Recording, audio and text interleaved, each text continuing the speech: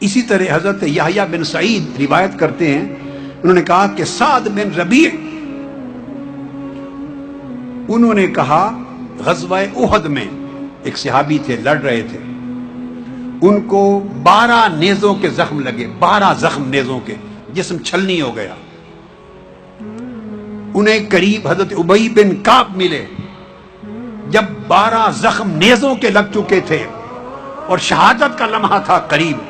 اس وقت انہوں نے ابی بن کعب سے کہا کہ جا کے فَأَقْرِئْهُ مِنِّي السلام، جا کے میرے محبوب کو، آقا کو سلام کہہ دینا، سلام کہہ دینا،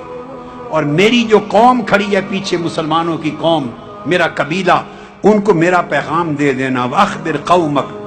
أَنَّهُ لَا عُذْرَ لَهُمْ عِنْدَ اللَّهِ إِنْ قُتِلَ رَسُولُ اللَّهِ وَوَاحِدٌ مِّنْهُمْ حَيٌّ۔ اس کو امام مالک اور ابن سعد نے روایت کیا کہ میری قوم کو جا کے بتا دینا کہ اگر میرے آقا شہید ہو گئے،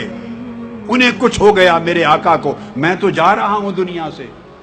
ان کے لیے لڑتا لڑتا جا رہا ہوں، ان کے ناموس پر لڑتا جا رہا ہوں، ان کی عزت پہ لڑتا جا رہا ہوں، ان کے دین پہ لڑتا جا رہا ہوں، ان کی محبت میں لڑتا جا رہا ہوں، میں تو جا رہا ہوں۔ اگر میری قوم کو بتا دینا اگر میرے آقا کو کچھ ہو گیا اور تم میں سے ایک شخص بھی زندہ بچ گیا، ایک شخص بھی، قیامت کے دن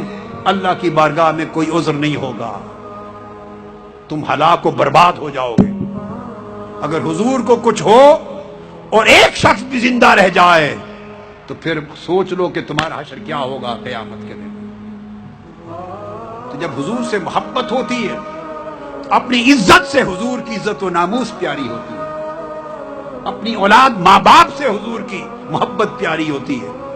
پھر اس کی محبت گوارا نہیں کرتی، حضور کے دشمن کو گوارا نہیں کرتا، حضور کے گستاخ کو گوارا نہیں کرتا، حضور کے ساتھ بے وفائی کرنے والے کو گوارا نہیں کرتا، حضور کے دین کو دشمن کو گوارا نہیں کرتا، حضور کی امت کے دشمن کو گوارا نہیں کرتا، اسے پھر جان کی فکر نہیں رہتی، محبت جان سے بے نیاز کر دیتی۔